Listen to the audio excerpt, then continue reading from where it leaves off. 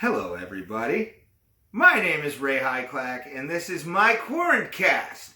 Since this whole thing has started, I have recorded a bunch of podcasts called Ray Hyclak's Quarantcast from where I am staying right now.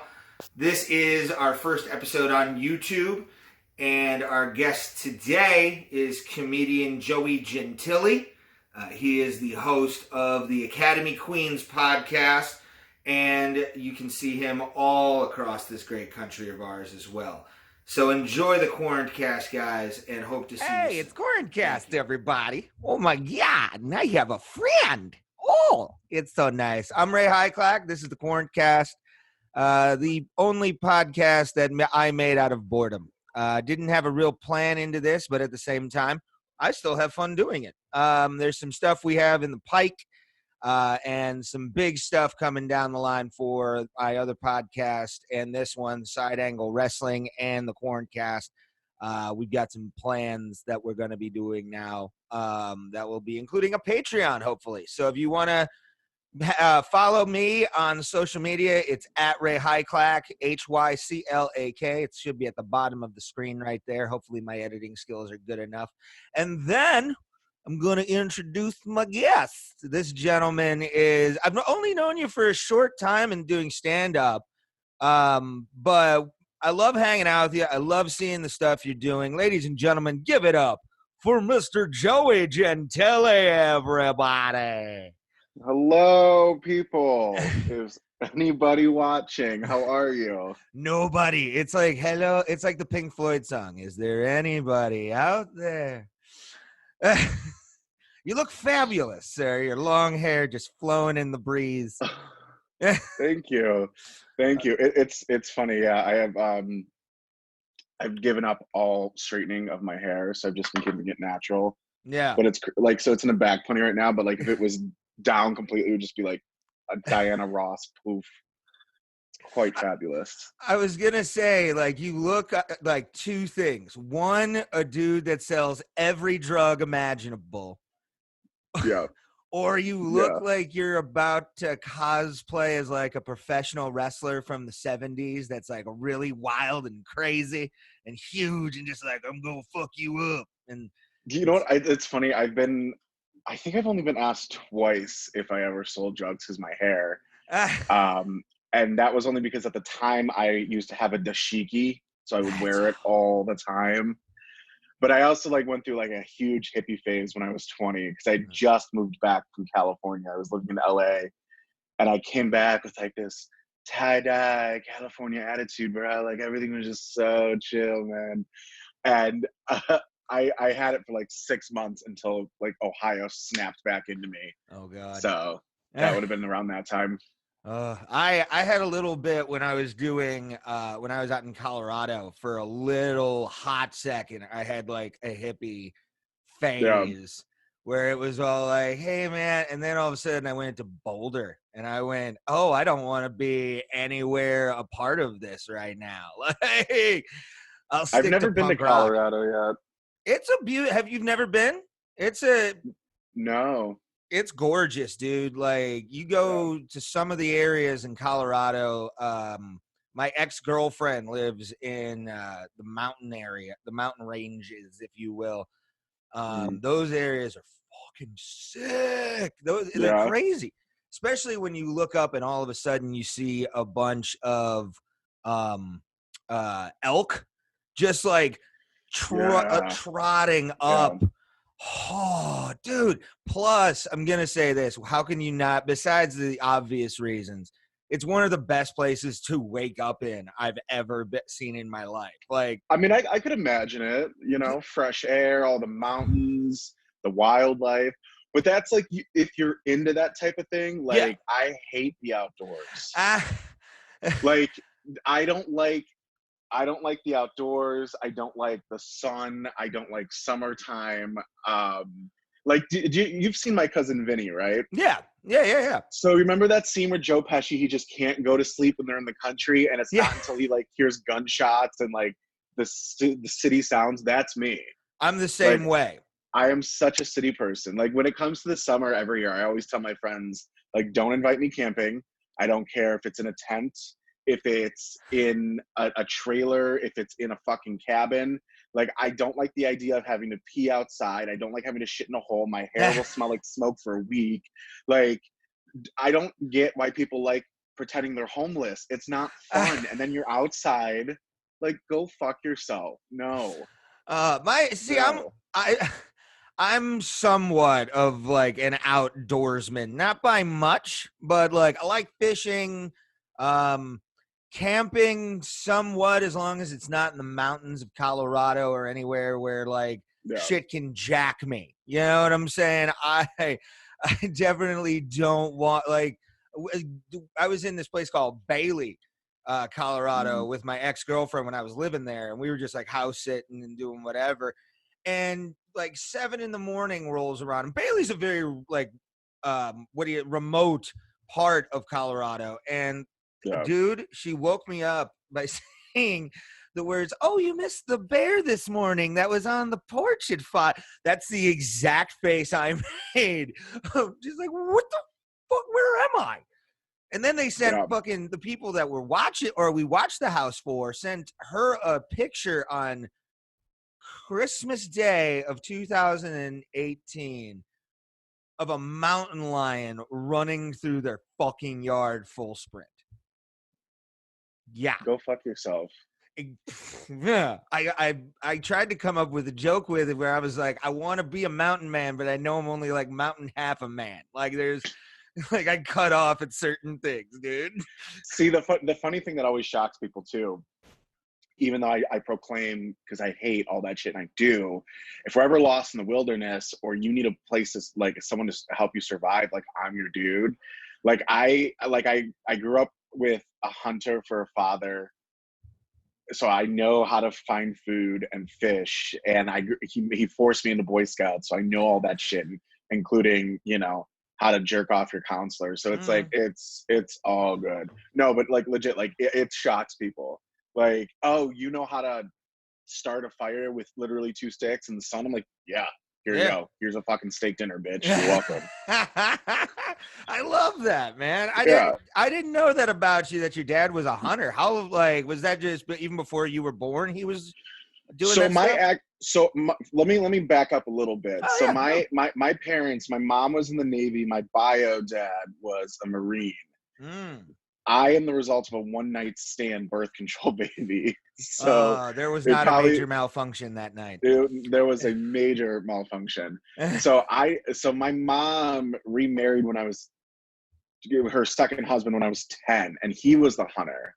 Okay. And they were also both Cleveland cops. So I was like forced. No, I hated it. I fucking hated it. But like I said, if we're ever stranded, like, you want me on your team of survival because I can get you through it. So, fuck yeah, man. That's the whole point. I mean, that's a cool thing. I didn't know that your parents were cops and everything. What was that like growing up in like that kind of shit? Where like, did kids know and like kind of make fun of you, or what was? I would think it's hard. No, I mean, so I grew up in the West Park area of Cleveland, and that neighborhood, for anyone who doesn't know, is very Irish, Italian, Catholic. Yep. Police and firemen. So it's very, you know, every kid had a service member, family, like person, parent, I guess is what I was looking for there to make that short. So no, it was never an issue. But like growing up with that, like I was totally rebellious as fuck. Like I was the quintessential rebellious kid. I actually moved out at 16. That's how rebellious I was. So like I've been on my own since I was 16, and I'm 28 now. So I know a thing or two about having to like mature early and be an adult real quick. But yeah, it was crazy. I can only imagine, dude. Like, because I grew up, my dad and my mom both had like weird jobs growing up. So like I always had these like strange viewpoints. Like my dad drove a Zamboni in like Parma Heights and fucking what's the place where they put the Amazon thing where the mall used to be? It's fuck, why can't I remember? About like a rink? Yeah, it's now the Word Church over in it starts with a W. gosh, why can't I think of the name of it? Anyway, that used to be where the Cleveland Lumberjacks practiced. That was their practice really? facility where the Word Church is now, the big one with the sports facility. My dad used to work there, so I used to like see that. My mom worked for the Cleveland Lumberjacks when I was a kid. Lumberjacks. Oh my God, I cried this year It's when going they. old school, man. That's like the Cleveland Crunch. Oh, and I knew a lot of those guys too because they practiced at that same place. Yeah. And like I'd always see that one guy, Kia. Can't remember. He was one of the players, and he was a coach at one time. Otto Orff, I was always around. That's a name a lot of people in Cleveland will fucking pop when they hear that one and go, "Fuck, I remember Otto Orff." One of the best goalies I'd ever seen in soccer for sure. You're lucky you even have me remembering something like the Cleveland Crunch or the Lumberjacks. I Well, don't like know who these people are because I hate sports. I fucking hate sports. see, I was always the athlete, but I never really gave a fuck about players unless they were like players I really, really dug. Like I was a Mario Lemieux Yeah. guy for hockey, Steve Yzerman, those kind of guys in the 90s. But like I could give a fuck about, like, I just want my team to win. Like that's all I give a fuck about. No, I get it. Like some people, it's their thing. You know, I remember bartending a couple years ago, and this is how bad I am with sports. Like I truly just zone the fuck out. I had these guys talking at my bar, and I just like gave them some like old fashions or something, and they're just like yada yada yada. Like, who's your favorite Indian? And like my instant response, like my gut reaction was just like Sacagawea. Like I. I had, and they just looked at me, and then it like took me a second to realize they were talking about the baseball team. I'm like, yeah, I'm not the right person for you. Yeah, the sports I watch are like hockey, I watch a lot of like combat sports, so basically just fighting and just any form really. Mm-hmm. But the second one is baseball. And I'm a Pittsburgh Pirates fan. I couldn't tell you anybody from now, at least from 2014 till now. I have barely anybody that's on the team that I know. So it's like I was never that. I loved playing sports, but it just was one of those things where I was like, I'll pick a team and hopefully it's fucking favorites. Well, it was a weird thing though, because like despite my like hatred of sports, like I played sports all throughout high school and late grade school. Like I mean everything. Football, basketball, I ran track, I did field, I was a cheerleader for a year. I mean I did everything. And then this is kind of cool because I can always say because I had a knee injury at 17. Like I broke, that's how I got like fat.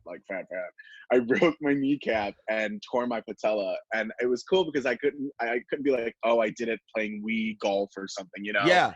I was wakeboarding in Lake Washington, so I was doing like extreme sports up there. That's fucking tits. One day, and then I landed, and when I landed on the water, my kneecap just went, and I was like, so that was insane. But that ended any type of sport of life for me.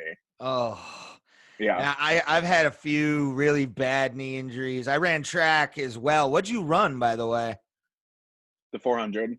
Okay, yeah. I that was just one I tried to avoid. I was a sprinter, 100, 200, the relays. I was the kid who tried. I was never the kid who did anything of note. Yeah. But like my knee, I actually had fluid build up one year. I think it was actually my senior year, where it's just like I was limping. I was doing those stupid like goose step kicks that you do to like warm up and shit.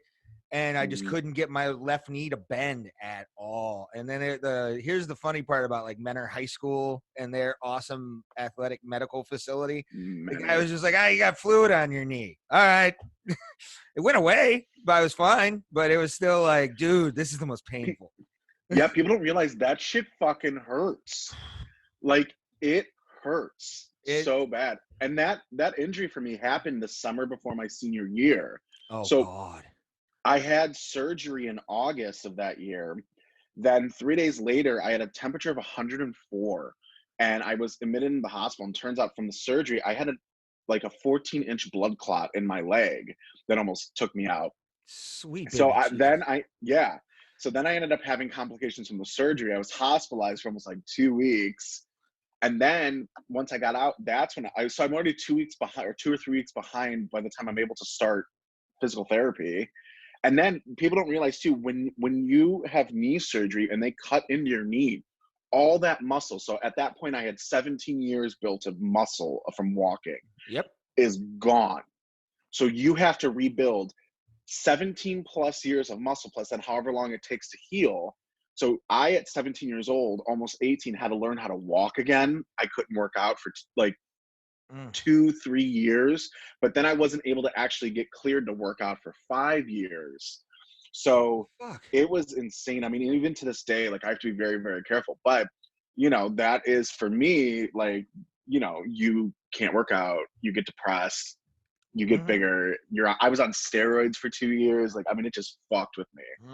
Like my body has never been the same since. But it's intense. Like people don't realize how serious knee injuries are. Oh yeah, I snowboarded too. I haven't been snowboarding since I was 17. That's the one thing I missed the most of everything. And ironically, talking about like Colorado and the mountains, those kind of places, you would fucking eat the shit out of with a fucking board. Yeah. And that sucks, man. Well, it was crazy because I was actually, when I was thinking of college at that time, and I was going to go to University of Alaska Fairbanks, and a big thing of that was for the snowboarding. And I probably would have like dropping out just because I would have spent all my time on the slopes. But it was, I did have a sporty side once, believe it or not. Hey man, I was the same way. I literally haven't. What was it? Early 2018 is when I started doing like jujitsu. That was like when I started doing it, and I've been lapsed on that. But like even then, it was like fuck this shit. I could possibly get injured, but at the same time, it's like I gotta do fucking something. Why not lay on my back and have a dude try and choke me out? It's cheaper than a dominatrix if you think about it. It's definitely easier. But like, it's the one thing that's hard after an injury, especially because you start like really questioning yourself, all that. Because I had depression after I started or stopped playing any sport in general, which was 2009, right after my dad died. I had no interest in any sort of athletics for a while. And yeah, it's still kind of that way where I'm like, I don't want to do dick, man. Speaking of not doing dick, I wanted to talk about the current subject. How you handling the quarantine, my friend? Because we just talked about how you like to travel and do shit. Yeah, it was, it's insane. I realize a couple of things. I realize I am lucky in my situation. Because I have a roof over my head, I have money saved, I have a bunch of shit that like I could take for granted, but I really have to like sit and realize that, I'm extremely fortunate.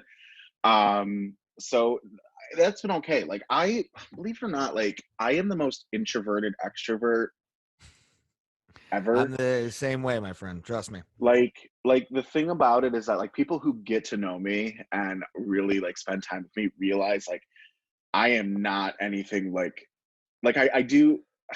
How do I put this the best way? If you're friends with me on Facebook and you only know me through Facebook, you're gonna know me as the most like loud, obnoxious, over the top person. And I do it because it's a character, and that's what gets me paid at the end of the day when I do shows, and that's what like that's what gets me remembered. Yeah. But I am such a like chill person that when people actually get to know me, they're like, who the fuck are you? So like I'm okay with being alone. I don't mind it. I'm actually to the point like we're almost to May 1st, and this has nothing to do with me liking like being alone or liking to be alone, but like I'm like, we don't need to reopen this shit yet. Like the shit doesn't just go away in 6 weeks. Italy's still on lockdown, and we're now the country that has the most infection and death rate, and like why people just want to rush back to capitalism instead of, I don't know, getting yourself fucking better is beyond me. But outside of the lack of dick I'm getting right now, that is my biggest gripe about this thing. And other than that, I'm good. Well, that's you brought up being like an introvert or like being able to like say, hey, I'm not, being, or I'm okay with being alone. That's the one thing about like this whole quarantine that's really taught me a lesson as well. Cause I was a kid who spent, even though I was, I went to social things for like hockey events. That was like once a fucking Yeah. year. I rarely went the fuck out. So this is kind of more or less like, okay, I need to like bring it in a bit and just relax. Plus, I was living at the time as well with two other people, my mom and my little brother. As soon as this whole thing went down on before St. Patrick's Day, I'm gonna go in with a friend of mine and be here for a while. That episode, by the way, is up currently on Anchor FM. Go check that out. My first episode. It was actually my friend Shauna, who I live with. Great episode because it was hours after her office gotten shut down for COVID-19. Because somebody, I guess, a family member of an employee tested positive. So they completely like shut everything down for 2 weeks. I think it was about 2 weeks, and they're still up in the air with that, as well as to give you guys an update on that last episode. But Jesus Christ. yeah, dude, it was scary. And it was on St. Patrick's Day of all days, the perfect day to get drunk when your like your office just gets closed down for a massive disease. How fucking crazy is that? It's insane, man. But yeah, this is the one thing you brought it up that made a really good point. Like being inside, not going out, you kind of realize like we shouldn't reopen this fast. Like it shouldn't be like the 6-week No. because I mean, even right now, we're globally almost to 3 million people. I'm looking it up right now on the Facebook page on coronavirus. It's almost 3 million people worldwide have this. That's insane. And it's just, yeah. It doesn't just go away. No. And people thinking it is. I mean, I've been kind of lackadaisical, not wearing a mask and gloves and stuff, but I'm grabbing some disinfectant wipes. You better believe your ass I'm doing that. Yeah.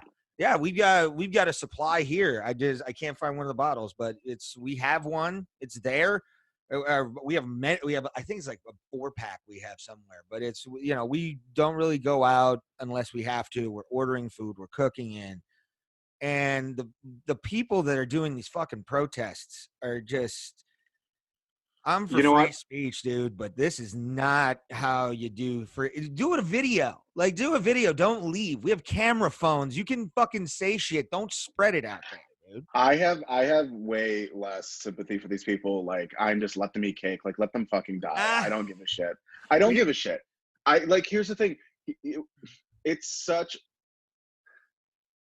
It's such a pathetic thing when you politicize something. Like, I had family in Italy who got sick. Oh, God. Like, so they were telling me in January, like, and it was right. Like, we as Americans didn't take this shit seriously. Like, the government just shut down officially last month at the beginning of March. It was the beginning. It was beginning of March. It was when this whole thing really kicked off. Yeah, and it just politicized left. Like, honestly, like, I have no pity at all. Let these people fucking die. Let them die. I don't care. If that makes me a bad person, let it be a bad person, but bye. Yeah, you know what? I do agree on that a little bit. My only thing is like these dumbasses are then going to put, health workers in fucking danger more than they are. I don't care about their friends, their family that want to be in these protests with them. Do whatever you want to do. And like you just said, if they get sick, they're fucked. Who cares? But at the same time, I'm more thinking about like these are going to be the reason we have an overflow in our fucking hospitals is these idiots who don't want that. And that's where the catch-22's at. Yeah, for sure. Because like, first of all, our fucking medical like staff workers, thank you. But like, when this is over, all of them deserve 60 days paid fucking vacation and a 6-figure raise. Yes. Like 100%. I don't know. I'm just like, for the people wanting to protest and get like, I don't know. I just don't understand why people are just wanting to run back to capitalism. And like, why do you need why do you need so bad to go back to your 9 to 5 when there are literally people dying because of that 9 to 5? Well, if you think about it, this is, and I can give you a reason why, and we kind of brought it up with the staying at home. These are the people who, when they were kids, did everything social. Like, they didn't miss a club, they didn't miss anything, and they weren't home a lot as kids. They weren't latchkey kids, they were socialites. They did all this stuff. These are the idiots who who went to church a lot as well, and just, you know, are not used to just being cooped up or not going anywhere for weeks on end. Or if they do go out, or if you know, they are used to that, they're going out almost every night anyway. They're staying in during the day to begin with and then going out. Yeah. That's why they're getting crazy. And that's what makes me laugh about this whole thing, man, because it's like you are those people, but yet you don't really think about the other side. You know, you don't Right. think about it's humans are selfish people, and that's the sad part, is no matter how many times you get those people to be like, oh, it's not about me. Oh, it's in the back of their mind, it's about them. Oh, it's about them. No, for sure. I mean, I think we all have a selfish side, but we learn how to deal with it. You know, like my selfish side, for an example, was like today was the day I was supposed to be coming back. I had a week worth of shows booked at the clubs in New York City. Yeah. So like I was supposed to be in New York this past week doing shows. Like, I'm sad about it, but because they were like, first of all, it's a loss of income. Yep. Second, it is all my networking and all my shows and everything that I was supposed to. Like, that's just sad. Like, I'm bummed about that. Like, they're rescheduled for June, but even then for New York, like, I don't think that's still gonna happen.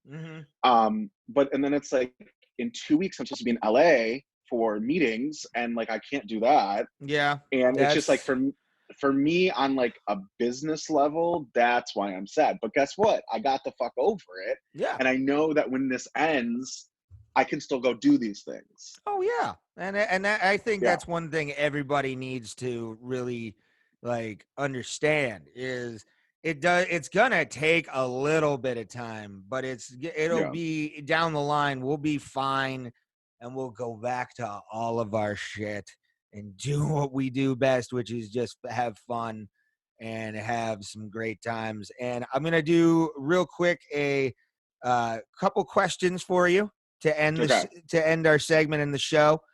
Obviously, the question is, what movies have you been watching during the quarantine? Any good ones? Have you been seeing anything? Top 3 movies you've seen in the quarantine. Okay, so top 3 movies I've seen in the quarantine as of late. Number 1 is Double Indemnity. It is an amazing film noir by Billy Wilder in the 1940s, starring Barbara Stanwyck. It's fantastic. It's a classic black and white, just old school, again, film noir style film. So that is number 1. Outside of that, I kind of revisit a lot of films because I run Academy Queens podcast, so I have to watch a lot of films for that. So I just did a rewatch of Spotlight, which won Best Picture a couple years ago, which like I have a lot more appreciation for now that I'm older, seeing it again. So of course that's great. And then I really, really liked The Hunt. I haven't seen it, but I've heard good things. It was so good, and people want to use like it is a red versus blue styled film, but it's a comedic horror action film to where you can't take either of them seriously. So these people are like, oh, fuck blue, fuck red. It's like, no, fuck you both. And it's amazing. And Hilary Swank is fucking phenomenal. So those 3 I think would be the 3 that I've enjoyed the most during quarantine. Here's the second question. Have you seen Tiger King, and did Carol Baskin do it? Yeah, I saw Tiger King. It was so funny. So I just did a comedy show from New York 2 nights ago, and I had some new material regarding Tiger King, and I was so worried about it. And then I didn't have to worry about it because it was such a hit of a joke that because everyone has seen it. And like literally, I just can't believe that out of everything that has divided us, Joe Exotic brought us together as a people. It's insane. Carol Baskin 100% killed her fucking husband. and it was so funny because I remember just watching it. Like it was right when the buzz started. Like I didn't really know what it was about. I didn't watch a trailer, and I started watching it. I'm like, oh, this is some straight people shit.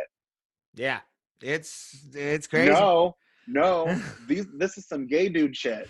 Like Well, this gay was meth, gay regular meth and gay. holy. You ain't gonna catch that guy on Grinder that often. It's more meth, Oh, like mether, than it is but like anything. I get representation. The meth twinks in West Virginia are just so excited for this now. So it's like, It's like we got our whatever. hero.